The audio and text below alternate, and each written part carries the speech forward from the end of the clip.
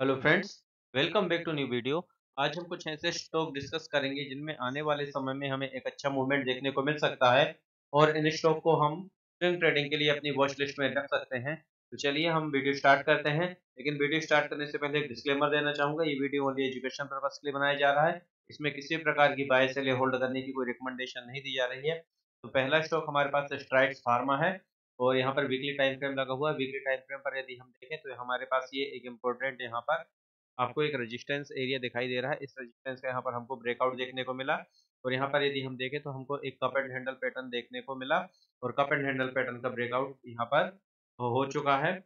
और यदि हम कप एंड हैंडल पैटर्न के टारगेट की बात करें तो यहाँ पर क्या करेंगे हम कप एंड हैंडल पैटर्न के टारगेट के लिए यहाँ पर नेक लाइन से इसके रेजिस्टेंस को यहाँ पर मेजर कर लेते हैं और इससे हम उठाकर नेक लाइन के ऊपर शिफ्ट कर देते हैं। तो जो टारगेट हमें देखने को मिल रहे हैं वो 850 रुपए के आसपास के टारगेट हमें यहाँ पर देखने को मिल सकते हैं। तो चलिए हम एंट्री और एग्जिट के लिए डेली टाइम फ्रेम पर चलते हैं। ओके फ्रेंड्स, तो यहाँ पर डेली टाइम फ्रेम लगा हुआ है। डेली टाइम फ्रेम पर आपको कप एंड हैंडल पैटर्न थोड़ा और अच्छे समझ में आएगा। अब यहाँ पर हम समझ लेते हैं इस कप एंड हैंडल पैटर्न के अकॉर्डिंग यहाँ पर जो हमारी एंट्री होती है वो क्या होती है। तो यहाँ पर देखिए हमारी कप एंड हैंडल पैटर्न का ये हमारा ब्रेकआउट था और ब्रेकआउट के ऊपर हमको एक ब्रेकआउट का कंफर्मेशन की जरूरत होती है। यहाँ पर हम ब्रेकआउट इस कैंडल के जो ब्रेकआउट कैंडल है उसके हाई को हम यहाँ पर मार्क कर लेते हैं। इसके ऊपर हमको एक ब्रेकआउट कैंडल की आवश्यकता है जो हमें ब्रेकआउट को कंफर्मेशन देगी। तो ये हमारी जो 19 दिसंबर की कैंडल है इसने हमारे ब्रेकआउट को कंफर्मेशन दिया और इसके बाद हमको यहाँ पर एक रिटेस्ट भी देखने को मिला। इसके बाद हमारी एंट्री यहाँ से इनिशिएट हो सकती है और जो हमारे टारगेट मैंने यहाँ पर आपके साथ कंसीडर कर ली है। अब देखिए यहाँ पे करंट में क्या प्राइस एक्शन बन सकता है। देखिए यहाँ पर ये जो एक और ये आपको जोन दिखाई दे रहा है, ये भी एक रेजिस्टेंस जोन है। इसको थोड़ा सा हम समझेंगे कि यहाँ पर हमको किस प्रकार से एंट्री करना है। तो देखिए यहाँ से भी हमको एक कुछ इस प्रकार से price action cup and handle pattern का एक और प्राइस एक्शन यहाँ पर देखने को मिल सकता है। तो यहाँ पर दो कंडीशन हो सकती हैं, या तो यहाँ पर स्टॉक डायरेक्ट ब्रेकआउट करता है। यदि यहाँ पर स्टॉक डायरेक्ट ब्रेकआउट करता है, रिटेस्ट करता है, तो यही और रिटेस्ट कर फिर अगले अपसाइड का मूव करता है तो यहाँ पर हमारी एंट्री हो जाएगी और इसी लेवल के नीचे 5 से 6% के आसपास का हमारे यहाँ पर स्टॉप लॉस हो जाएगा और जो हमारे टारगेट रहेंगे वो पहले टारगेट हमारे 792 रुपए के आसपास के यहाँ पर हमको देखने को मिल सकते हैं और दूसरा टारगेट हमारा 853 रुपए के आसपास का यहाँ पर हमको देखने को मिल सकता है।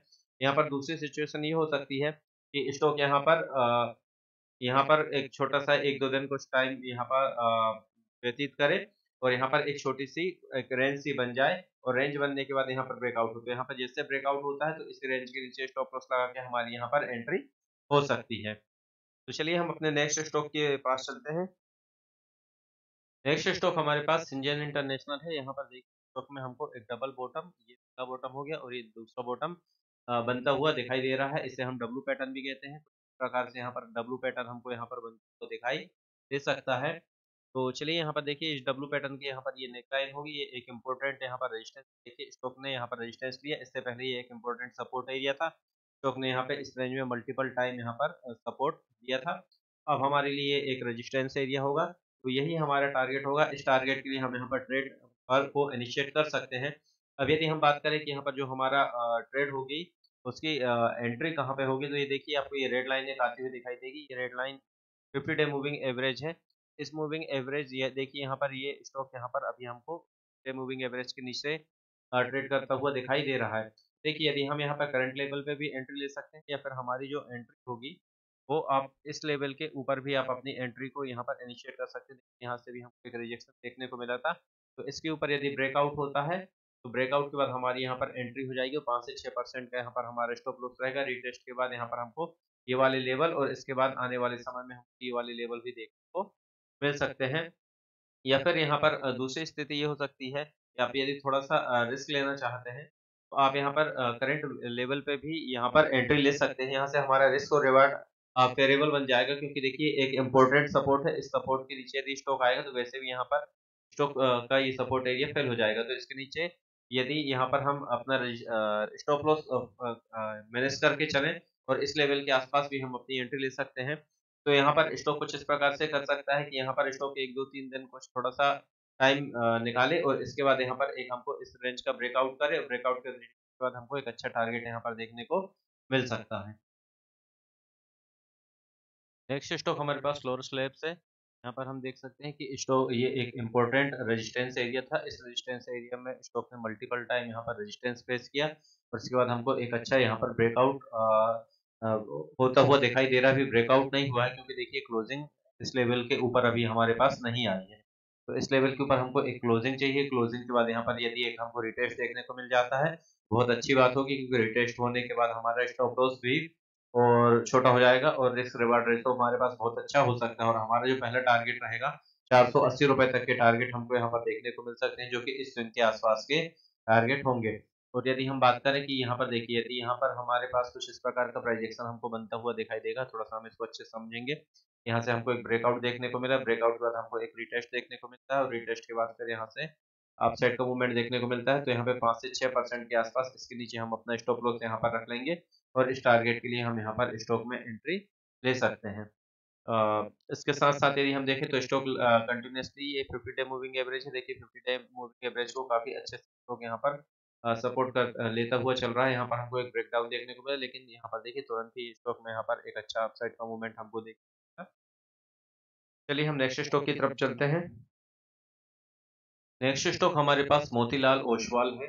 यहाँ पर देखिए मोतीलाल ओसवाल में ये एक इम्पोर्टेंट रेजिस्टेंस एरिया था। यहाँ पर हमको एक ब्रेकआउट देखने को मिला और इस ब्रेकआउट के बाद यदि हम बात करें मार्क कर लेते हैं पर ये हमारा रेजिस्टेंस एरिया था। इस रेजिस्टेंस एरिया का हमको ब्रेकआउट देखने को मिला और यहाँ पर जो अभी करंट में प्राइस एक्शन बना है इसको समझते हैं। ये हमारी ब्रेकआउट कैंडल है। ब्रेकआउट कैंडल के ऊपर हाई के ऊपर हमको एक कंफर्मेशन कैंडल की आवश्यकता होती है। तो यहाँ पर ये ब्रेकआउट हुआ, ब्रेकआउट के बाद यहाँ पर एक रिटेस्ट हुआ, रिटेस्ट के बाद हमको ये वाली कैंडल के द्वारा यहाँ पर ब्रेकआउट का कंफर्मेशन भी मिला और इसके बाद यहाँ पर देखें हम काफ़ी समय से स्टॉक यहाँ पर कंसोलिडेशन कर रहा है। तो यदि इस लेवल के ऊपर जो कि हमारा लेवल है ₹1302 1302 या ₹1303 के ऊपर स्टॉक यहाँ पर सस्टेन करता है, तो यहाँ से हमारी एंट्री इनिशिएट हो सकती है और जो हमारा स्टॉप लॉस रहेगा वो हमारा स्टॉप लॉस यहाँ पे 5 से 6% के आसपास का यहाँ पर स्टॉप लॉस हो सकता है। या फिर यदि हम देखें इसके ऊपर से यदि हम यहाँ पर चेक करें तो सेफ स्टॉप लॉस हमारा लगभग थोड़ा ज़्यादा हो जाएगा, 8% के आसपास हो जाएगा या फिर हम 5 से 6% का स्टॉप लॉस अपना यहाँ पर रख सकते हैं। और टारगेट की यदि हम बात करें तो पहला टारगेट हमारे यहाँ पर ₹1396, दूसरा टारगेट हमारा ₹1497 और तीसरा टारगेट हमको ₹1590 के आसपास का देखने को मिल सकता है। यहाँ पर देखिए एक ट्रेंड लाइन आ रही है और इस ट्रेंड लाइन का स्टॉक ने बहुत अच्छे से रिस्पेक्ट करते हुए सपोर्ट ले रहा है। देखो यहाँ पर भी स्टॉक ने सपोर्ट लिया, यहाँ पर भी स्टॉक सपोर्ट लिया, यहाँ पर भी स्टॉक सपोर्ट लिया। यदि यहाँ पर कुछ ऐसा होता है कि एक ब्रेकआउट हो जाए, ब्रेकआउट के बाद यहाँ पर एक रिटेस्ट हमको और देखने को यदि मिल जाए, तो फिर इस कैंडल के नीचे भी हम अपना स्टॉप लॉस मैनेज कर सकते हैं 5 से 6% का स्टॉप लॉस, क्योंकि यदि ऐसा होगा यहाँ पर यदि इसके ऊपर स्टॉक जाएगा तो ऐसा पॉसिबल है कि यहाँ से हमको एक अच्छी रैली देखने को मिल सकती है। तो ये आज का वीडियो था। यदि वीडियो आपको अच्छा लगा हो तो लाइक शेयर और सब्सक्राइब जरूर करें। आज के लिए इतना ही, धन्यवाद।